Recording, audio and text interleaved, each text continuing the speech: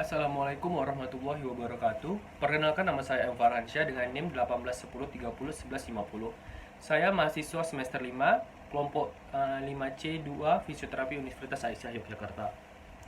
Di sini saya akan menjelaskan mengenai modul manajemen bencana yang akan diampu oleh dosen modul pokoknya itu adalah Bapak Tri Laksono.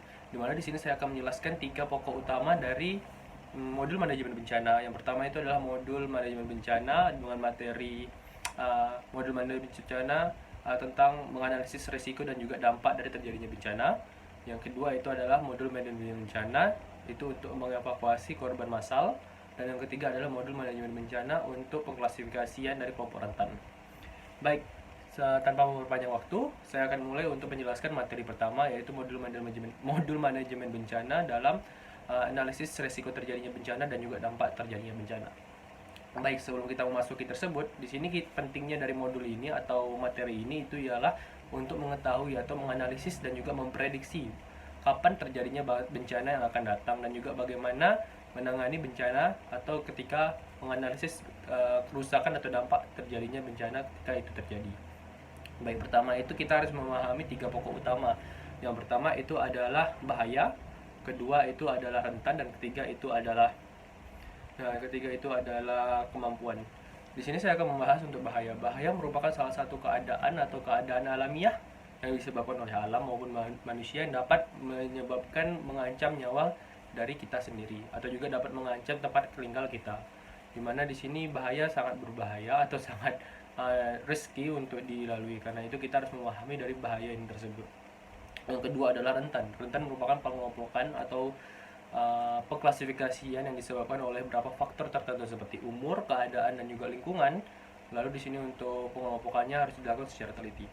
Dan ketiga adalah kemampuan. Kemampuan adalah bagaimana sikap kita atau kebijakan kita, penanganan kita dalam keadaan bahaya tersebut. Itu harus dilakukan secara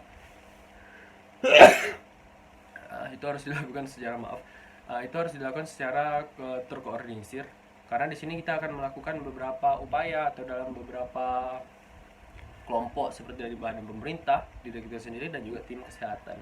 Dimana di sini harus dilakukan secara kinerja yang sangat optimal. Oke, selanjutnya di sini saya akan menjelaskan bagaimana langkah-langkahnya untuk dari analisis penilaian bencana. Pertama itu kita harus mampu menganalisis bagaimana keadaan tersebut atau bencana yang akan kita hadapi. Karena itu sangat penting, karena penanganan bencana untuk bencana yang berbeda-beda akan sangat berbeda-beda.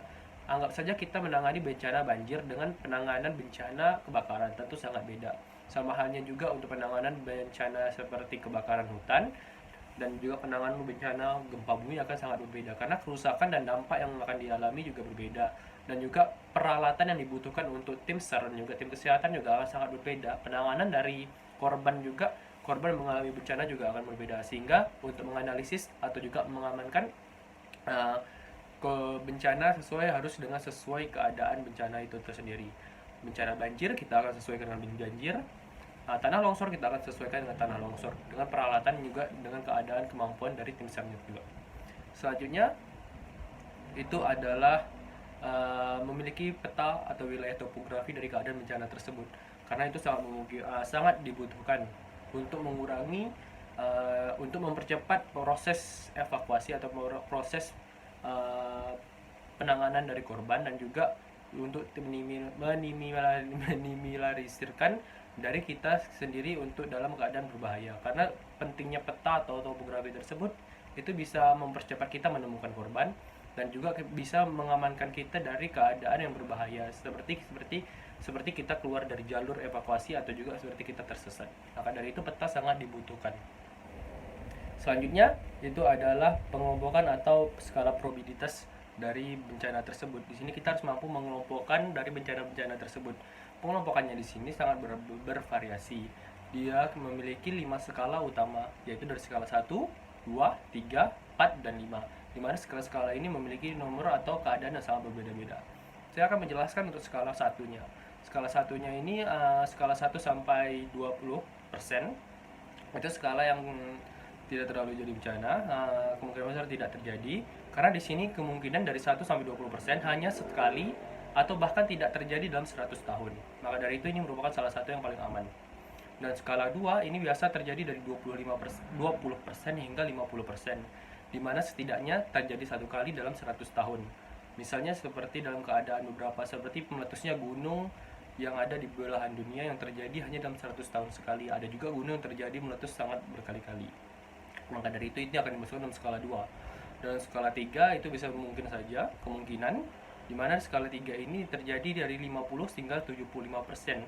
Setidaknya terjadi dalam satu kali dalam 50 tahun sekali. Untuk skala 4 itu terjadi dari 75% hingga 100%, di mana ini terjadi setidaknya satu kali dalam 10 tahun terakhir. Ada banyak kejadian yang terjadi dalam 10 tahun terakhir, itu setidaknya akan dihitung seperti itu. Anggap saja seperti tsunami pada di Jepang, seperti itu. Selanjutnya itu adalah skala 5.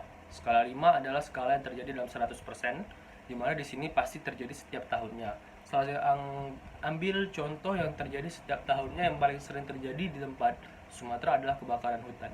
Itu hampir terjadi setiap tahun, dan asap yang ditimbulkan juga hampir terjadi permasalahan setiap tahun. Permasalahannya sangat mudah, itu biasa disebabkan oleh manusia, kombinasi dari manusia dan juga bencana alam. Dimana dalam musim kemarau berkepanjangan, manusia sering membuka lahan sehingga dengan membakar lahan sehingga menimbulkan kebakaran hutan yang sangat fantastik. Maka dari itu bisa menimbulkan dari keadaan bahaya atau hazard skala 5 probabilitas. Oke, itu tadi mengenai skala-skala. Selanjutnya saya akan mengenai skala dampak dari keadaan bencana. Skala dampak 1 biasa itu tidak terjadi permasalahan sama sekali. Dia hanya tidak ada permasalahan sama sekali, di mana suatu bencana tersebut tidak merenggut korban jiwa dan tidak merusak lingkungan sekitar.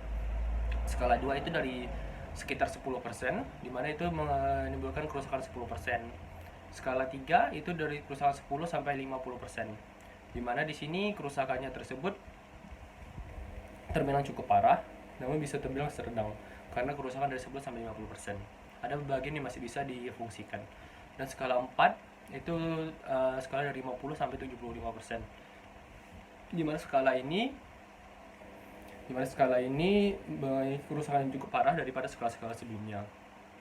Dan skala 5 atau terjadi sekarang 100%. Di sini terjadi lumpuh total secara seluruh keadaan. Rumah hancur, rumah sakit hancur, banyak korban yang meninggal, dan juga banyak fasilitas-fasilitas yang tidak dapat digunakan lagi, sehingga pengungsi akan mengalami kesulitan. Oke, disitulah tadi mengenai beberapa penjelasan. Selanjutnya saya akan menjelaskan mengenai keadaan atau kelompok rentan. Kelompok rentan ini disebabkan oleh banyak hal yang disebabkan. Seperti yang kita ketahui, kita akan mempelajari kelompok rentan nanti di materi selanjutnya, di mana materi kelompok rentan secara ringkasnya adalah kelompok yang memiliki atau keadaan yang sangat tidak menguntungkan dari kelompok tersebut. Dan juga kemampuan di sini yang dimaksudkan adalah kemampuan atau kebijakan kita, bagaimana kita menangani dari proses bencana tersebut, bagaimana kita menanganinya, bagaimana tim SAR menanganinya, dan bagaimana medis menanganinya. Seperti itu. Inilah secara ringkas untuk materi pertama, yaitu materi analisis terjadinya bencana dan juga mengenai bagaimana dari dampak-dampak bencana tersebut. Di sini kita sudah menganalisis dari segala probabilitasnya, dan saya mungkin ambil contoh yang paling sering terjadi untuk materi pertama, yaitu adalah meletus Gunung Merapi. Secara besar, Gunung Merapi tidak meletus setiap tahunnya, namun untuk gempa tektonik yang dihasilkan hampir setiap tahun, setiap hari, maksudnya setiap tahun, sehingga bisa dikatakan untuk gempa tektonik di daerah Gunung Merapi itu sekitar skala probabilitas 5, hampir terjadi setiap tahun. Namun untuk meletusnya secara dahsyat itu bisa dikatakan kategorikan skala 4, di mana terjadi hampir setidaknya 10 tahun sekali terjadi. Itu sudah terbukti dari tahun 2008 dan juga beberapa tahun yang lalu terjadi meletus erupsi Gunung Merapi. Seperti itu. Atau juga keadaan kebakaran hutan di Sumatera dan juga Pekanbaru yang hampir terjadi setiap tahun. Itu bisa dimasukkan skala probabilitas 5. Bahkan untuk asapnya sendiri itu bisa sampai ke negara tetangga. Oke, itu untuk materi pertama. Kita akan melanjutkan ke materi kedua. Materi kedua itu adalah manajemen bencana untuk evakuasi korban massal. Di sini kita harus menjelaskan, kita harus memahami dulu apa itu bencana alam dan juga evakuasi. Bencana alam merupakan salah satu kejadian secara natural atau juga bisa disebabkan oleh manusia juga. Itu bisa menimbulkan kerusakan parah untuk lingkungan manusia dan juga bisa menimbulkan korban jiwa. Dan untuk evakuasi sendiri adalah penanganan kita, bagaimana tim medis atau juga relawan untuk menangani keadaan dari bencana alam tersebut, baik itu untuk menyelamatkan korban jiwa dan juga menyelamatkan manusia-manusia dan keadaan atau lingkungan sekitar tersebut. Oke, untuk bencana sendiri sebelum kita memasuki, kita harus memahami ada beberapa jenis bencana dan beberapa macam bencana tersebut. Untuk pertama kita akan menjelaskan ada dua jenis bencana, yaitu bencana secara alamiah dan juga bencana yang disebabkan oleh manusia.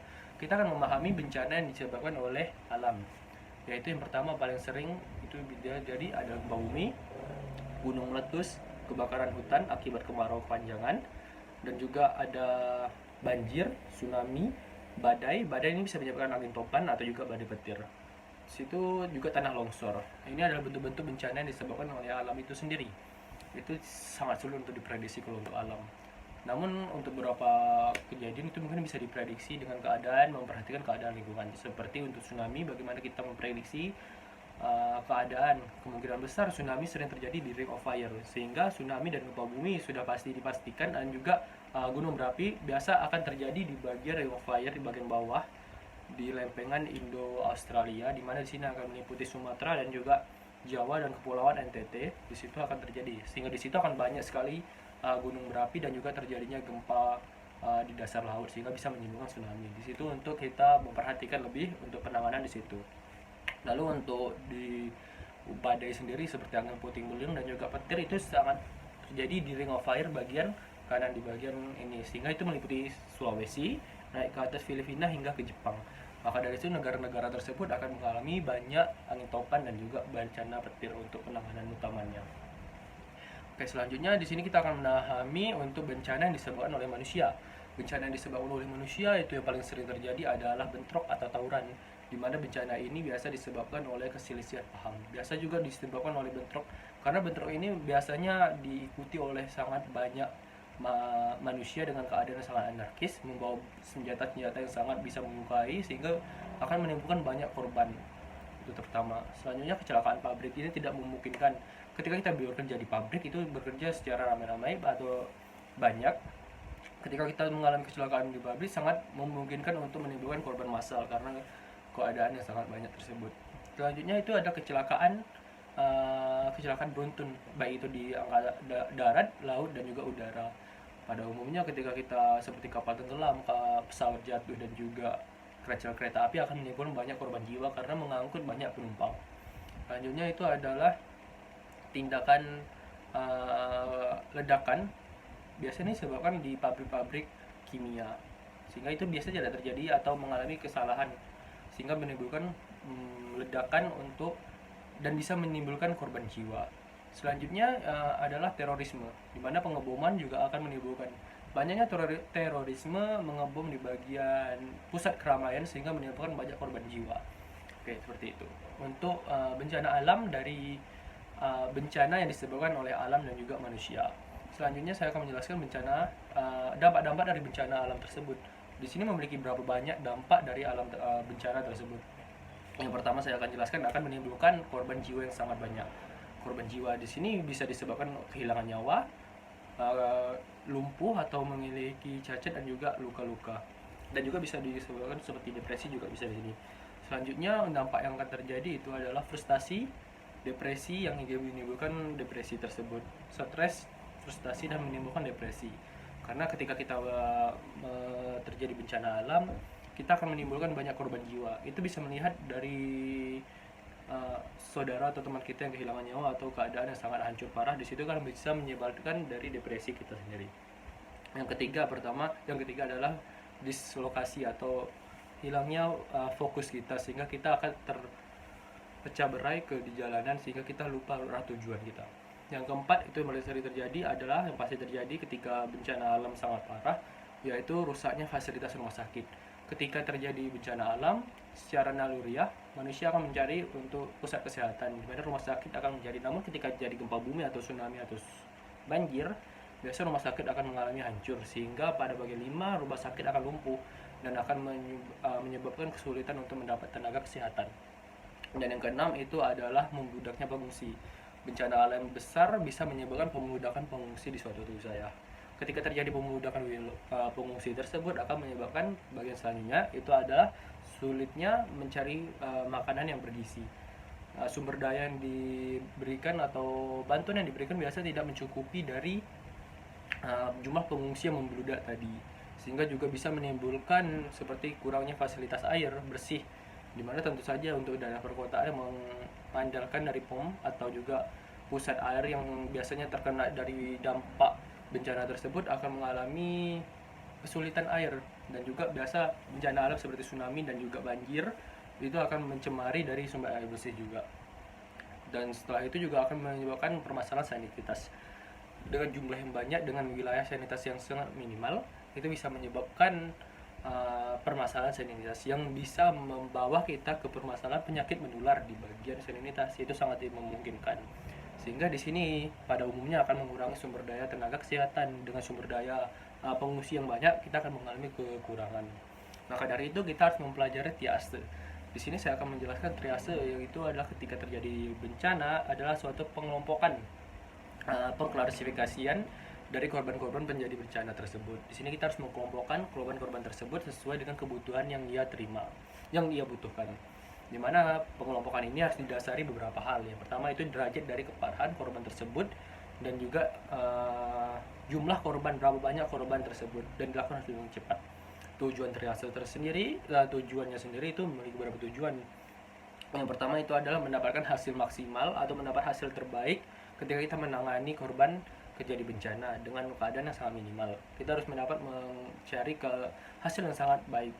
Lanjut itu sebagai bentuk transportasi kita memindahkan korban, karena ketika kita melakukan penanganan di bencana, tentu saja ada beberapa korban yang tidak dapat kita tangani karena membutuhkan fasilitas yang lebih mengampuni lagi di rumah sakit. Maka dari itu kita harus memberikan fasilitas transportasi untuk ke arah rumah sakit yang lebih berkompeten untuk menanganinya.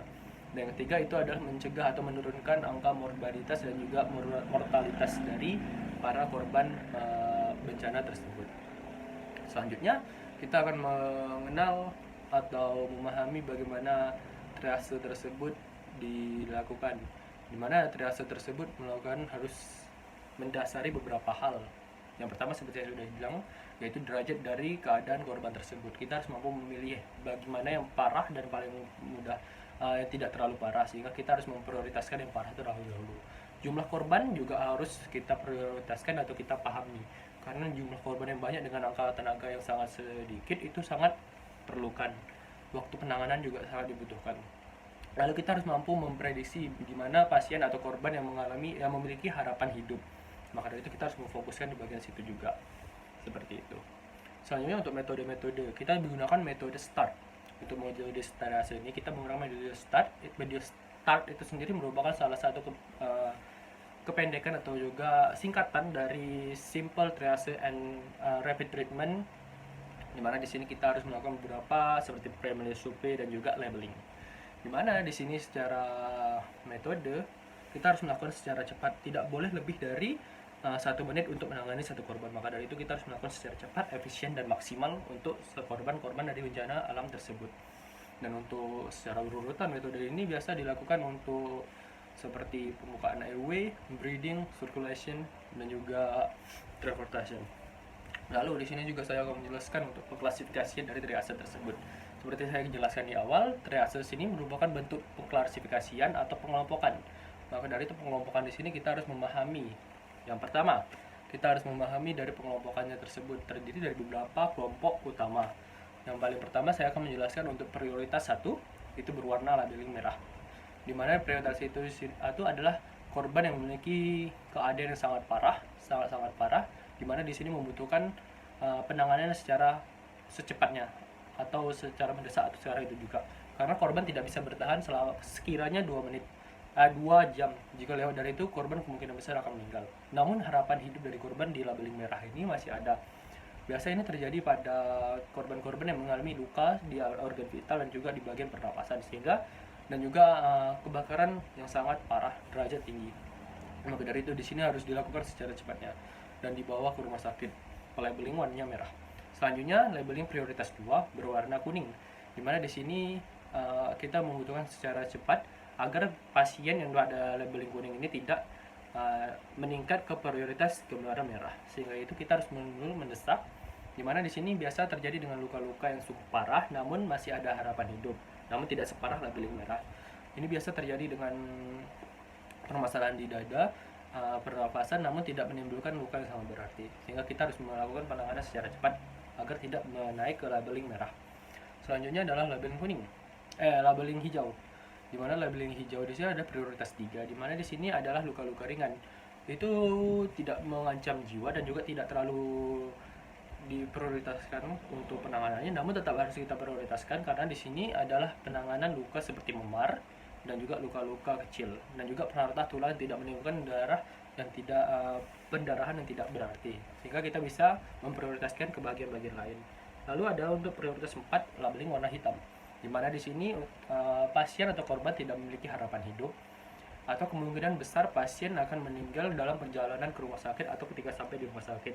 Maka dari itu ini akan dimasukkan ke labeling 4. Namun bukan berarti kita tidak menghiraukan dari pasien ini, kita tetap menghiraukan pasien ini dengan cara-cara yang tertentu, nah sudah ditentukan.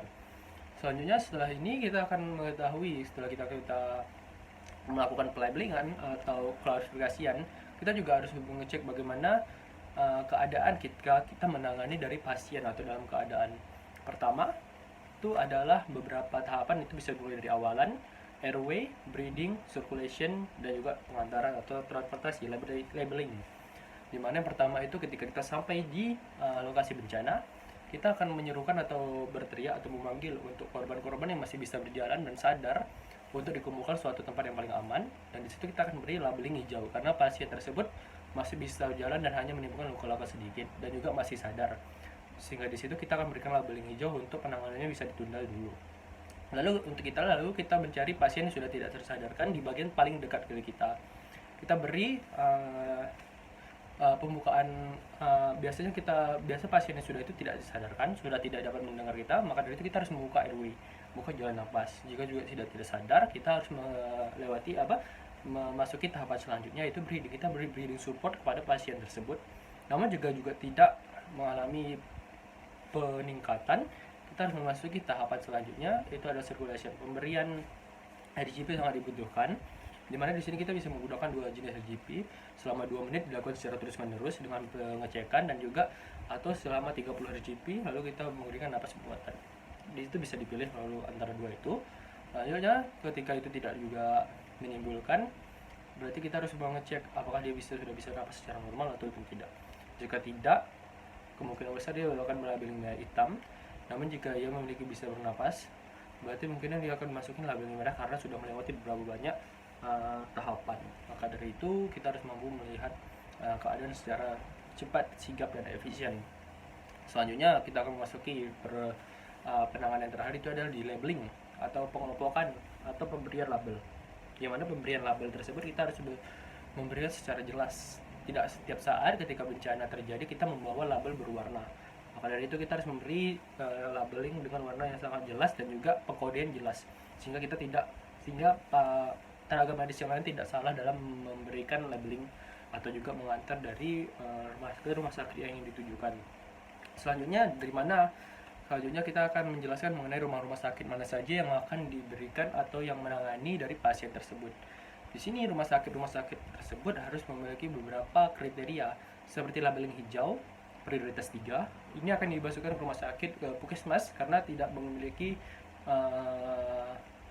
fasilitas dari bencana atau fatalitas keadaan yang sangat berarti, sehingga puskesmas bisa menangani seperti luka memar dan juga luka gores, luka ringan. Selanjutnya untuk labeling kuning itu akan langsung dilarikan ke rumah sakit daerah yang memiliki fasilitas yang lebih mengampuni, dan juga labeling merah akan langsung dilarikan ke rumah sakit pusat atau rumah sakit lebih berkompeten, karena pada labeling merah pada umumnya memiliki keadaan yang lebih parah daripada labeling keduanya. Dan untuk labeling hitam akan dilarikan ke rumah sakit untuk diamankan dari bencana, sehingga juga ketika keluarga korban atau juga pemerintah yang tidak mencari itu bisa menemukan jasad atau juga tubuh korban dari tersebut. Maka dari itu merupakan penjelasan mengenai manajemen bencana khususnya pada evakuasi korban massal. Selanjutnya kita akan memahami mengenai manajemen bencana khususnya pada manajemen pengelompokan anggota rentan, dimana di sini kita harus mampu mengkelompokkan anggota-anggota rentan itu apa-apa saja. Saya beri contoh untuk pengelompokan ini adalah pengklasifikasian dari kelompok yang memiliki kerentanan terhadap dari bencana tersebut karena memiliki beberapa faktor yang bisa menyebabkan kerentanan tersebut, antara itu seperti keadaan tubuh yang tidak kuat atau juga dari keadaan lingkungan yang sangat berbahaya. Maka dari itu kelompok rentan ini sendiri memiliki beberapa tingkatan atau beberapa jenis pengklasifikasiannya.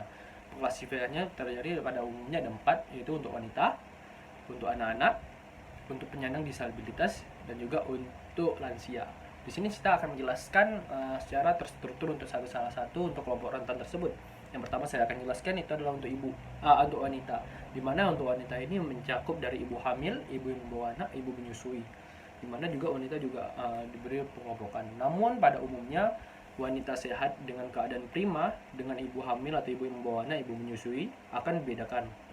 Sehingga kita akan memfokuskan ke ibu hamil, ibu menyusui, dan ibu yang membawa anak balita dibandingkan dengan wanita yang memiliki prioritas. Maka dari itu untuk pengelompokan juga harus lebih spesifikkan lagi walaupun sudah didasari dengan pengelompokan jenis kelamin wanita. Di mana pengelompokan ini biasanya disebabkan oleh beberapa hal. Ketika wanita sedang mengalami fase hamil, pada umumnya kemampuan tubuh wanita tersebut akan mengalami kurang, sehingga sebagai relawan kita harus memprioritaskan wanita hamil untuk diselamatkan. Keadaan tubuh yang melemah akibat hamil tersebut dan juga keadaan tubuh yang sangat membuat konsentrasi buyar, sehingga itu relawan harus memprioritaskan dari wanita hamil tersebut. Belum lagi dari keadaan fisik wanita hamil yang sangat sulit bergerak atau untuk menyelamatkan diri. Maka dari itu kita harus memprioritaskan wanita hamil untuk diberi penyelamatan terlebih dahulu. Maka dari itu kombinasi dari keadaan fisik yang sulit bergerak pada ibu hamil dan juga keadaan internal tubuh yang sangat sulit untuk diajak koordinasi seperti keadaan yang mual atau juga keadaan pusing, dan juga kemampuan dari kepanikan yang dimiliki ibu juga kita harus prioritaskan untuk diselamatkan terlebih dahulu. Selanjutnya pada anak-anak. Anak-anak ini dinilai memasuki kelompok rentan dikarenakan pada anak-anak, khususnya pada anak-anak bayi dan balita, anak-anak belum mampu memilih atau menentukan atau secara mandiri memprioritaskan keselamatan dirinya. Karena itu ketika terjadi bencana, anak-anak pada umumnya akan mengalami bingung atau juga mengalami disconnection atau miskonsentrasi, sehingga anak-anak tidak tahu apa yang harus dilakukan. Pada umumnya anak-anak ketika terjadi bencana ia akan menangis karena keadaan yang baru untuk dialami. Pada umumnya anak-anak yang masih balita ketika bencana terjadi dia akan langsung menangis dikarenakan itu merupakan bencana pertama dan dia tidak tahu untuk apa yang dilakukan. Dan juga pada umumnya anak-anak yang lebih dewasa pada umumnya juga akan ketakutan ketika terjadi bencana tersebut. Maka dari itu anak-anak akan dimasukkan ke prioritas atau kelompok rentan untuk diselamatkan karena kemampuannya baik secara internal maupun eksternal belum mampu, yaitu secara berpikir dan juga secara mental anak-anak belum mampu menangani atau menghadapi dari bencana tersebut. Maka dari itu anak-anak akan dimasukkan ke kelompok rentan. Selanjutnya yang kelompok rentan adalah lansia. Di mana di sini lansia mengapa bisa masuk ke dalam kelompok rentan itu sudah pasti sangat jelas. Karena kemampuan dari lansia yang sudah mulai berkurang ketika memasuki faktor umur degeneratif, banyak keadaan fungsi tubuh yang sudah melemah dan juga kemampuan konsentrasi dari lansia juga mulai berkurang, sehingga kombinasi tersebut menyebabkan lansia untuk dimasukkan ke kelompok rentan. Pada umumnya lansia akan mengalami banyak permasalahan yang membuat lansia dimasukkan ke kelompok rentan. Saya ambil beberapa contoh. Pertama itu adalah berbagai penglihatan, di mana lansia akan mengalami penurunan penglihatan diakibatkan katarak atau penyakit mata sejenisnya, sehingga untuk melihat sendiri akan mengalami kesulitan. Selanjutnya mengalami degeneratif pada bagian tubuh. Pelemahan otot-otot pada lansia membuatnya sulit untuk bergerak dan menyelamatkan diri, sehingga kita harus memprioritaskan lansia untuk diselamatkan terlebih dahulu. Lalu untuk kemampuan dari kognitifnya juga mulai berkurang, di mana kemampuan berpikir lansia juga mulai berkurang, sehingga itu kita harus mampu memberikan penanganan untuk pada lansia tersebut ketika kita ingin menyelamatkannya.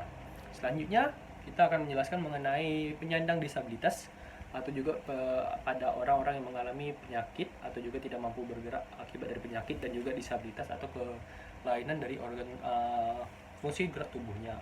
Dimana di sini pada umumnya sangat-sangat jelas, dimana pasien atau manusia atau orang yang memiliki kekurangan seperti tidak mampu berjalan secara normal atau tidak memiliki kaki tangan dan juga memiliki penyakit yang sangat berat, akan sangat sulit untuk bergerak atau bahkan tidak bisa bergerak. Maka dari itu kita harus mampu menyelamatkannya, pasien yang mengalami disabilitas tersebut. Baik, itu adalah penjelasan mengenai kelompok-kelompok rentan. Namun di sini saya akan juga menjelaskan mengenai penanganan atau penanggulangan ketika bencana terjadi pada bagi kelompok rentan, baik itu di pre, saat bencana, dan juga pos bencana atau pasca bencana. Di sini saya untuk pre bencana, di sini kita harus membagi dua, di mana potensi bencana itu akan terjadi dan potensi bencana itu tidak terjadi. Namun ketika potensi bencana itu akan terjadi, tidak terjadi, yang pertama kita harus mampu memberikan edukasi sebagai tenaga medis, memberikan edukasi bagaimana cara menyelamatkan diri, bagaimana pemberian bantuan hidup, bagaimana untuk mengurangi dari dampak bencana tersebut. Anggap saja seperti bencana banjir, kita harus mampu memberikan gotong royong setiap minggunya atau setiap bulannya untuk membersihkan selokan atau juga tempat-tempat yang dilari air supaya tidak terjadi banjir. Dan juga untuk memberikan edukasi berapa pentingnya untuk tidak membuka lahan dengan membakar hutan karena bisa menyebabkan kebakaran. Maka dari itu untuk pengedukasiannya juga sangat penting untuk dilakukan. Lalu untuk pengedukasian pre-bencana ketika potensi bencana itu ada, yang biasa dalam skala probabilitas masuk dalam 5, karena setiap tahunnya biasa terjadi, atau setidaknya 10 tahun pasti akan terjadi sekali atau 2 kali. Di sini kita harus melakukan pembinaan yang lebih intensif. Di sini kita harus melakukan pelatihan seperti melakukan pelatihan bagaimana proses penyelamatan diri atau evakuasi, di mana lokasi untuk pengevakuasian, bagaimana cara mengevakuasi, dan juga bagaimana cara melindungi diri sesama-sama, dan juga bagaimana cara kita pemberian edukasi bagaimana ketika kita di tempat pengungsian, bagaimana cara kita membagi makanan, bagaimana cara kita saling bantu-membantu, bagaimana cara kita untuk melindungi tempat tinggal kita sendiri. Seperti itu untuk penanganan di pre-bencana. Selanjutnya ketika bencana itu terjadi, di sini kita harus mampu sebagai tenaga medis, sebagai tenaga yang disebut sebagai relawan atau juga tenaga yang membantu untuk menangani, kita harus mampu memberikan penanganan. Pemahaman yang diberikan sendiri harus lebih spesialis lagi, dimana di sini kita harus mampu menangani pasien atau korban-korban dari bencana tersebut, dimana di sini kita harus memberikan penanganan yang fasilitas menggunakan triase yang seperti yang sudah dijelaskan di bagian modul sebelumnya untuk pengelompokan dari bencana-bencana ini. Maka dari itu untuk menekan angka mortalitas dan juga mortalitas pada bencana di sini kita harus mampu memberikan penanganan triase yang sangat baik, juga pengevakuasian yang sangat baik. Selanjutnya untuk pasca bencana, di sini kita harus mampu merealisasikan bentuk rehabilitasi yang sangat bagus. Penempatan pengungsian sesuai dengan kebutuhan juga sangat dibutuhkan, dan penyediaan air bersih, pangan yang bergizi, sandang pangan yang bergizi, sanitasi yang baik untuk mencegah tidak terjadinya penyakit menular itu sangat dibutuhkan. Dan juga penanganan bagi korban yang mengalami patah tulang seperti rehabilitasi. Kita harus mampu menggunakan rehabilitasi kemampuan kita untuk menangani korban-korban yang mengalami kecelakaan ketika bencana itu terjadi. Maka dari itu kombinasi dari kelompok rentan untuk pre, saat, dan juga pasca bencana sangat dibutuhkan. Maka dari itu penjelasan tadi juga sudah menutup penjelasan saya mengenai modul manajemen bencana untuk tugas akhir kita, manajemen bencana, khususnya pada 3 materi utama yang tadi sudah saya jelaskan, yaitu yang mencakup manajemen bencana untuk analisis risiko terjadinya bencana dan juga dampak terjadinya bencana, manajemen bencana mengevakuasikan korban massal, dan juga manajemen bencana untuk pengelompokan kelompok rentan. Di sini sudah saya jelaskan untuk beberapa faktor-faktornya secara garis besar. Di sini untuk modul pertama itu menjelaskan mengenai bagaimana cara kita menganalisis, bencana itu terjadinya bagaimana dan dampak yang ditimbulkan itu bagaimana. Untuk materi kedua, di sini kita mempelajari atau saya menjelaskan mengenai bencana itu seperti apa dan dampak-dampak yang ditimbulkan itu seperti apa. Dan juga kita sebagai tenaga kesehatan menggunakan triase untuk mengelompokkan secara cepat dan efisien dari korban-korban bencana tersebut. Dan untuk materi yang ketiga, di sini kita mempelajari mengenai pengelompokan atau pengklasifikasian kelompok rentan ketika terjadinya pre bencana, terjadinya bencana, dan juga terjadinya pasca bencana. Sehingga di sini kita memahami penanganan dan juga pengkhususan dari kelompok-kelompok rentan tersebut. Oke, baik, di situ adalah penjelasan saya mengenai untuk tugas akhir saya. Saya Muhammad Farhansyah dengan saya M Farhansyah dengan NIM 1810301150, mengenai modul manajemen bencana yang diampu oleh Pak Tri Laksono, dan juga saya berasal dari semester 5 kelas C, kelompok C2. Saya undur diri, mohon maaf jika ada salah kata. Saya akhiri dengan wabillahi taufiq wal hidayah. Wassalamualaikum warahmatullahi wabarakatuh.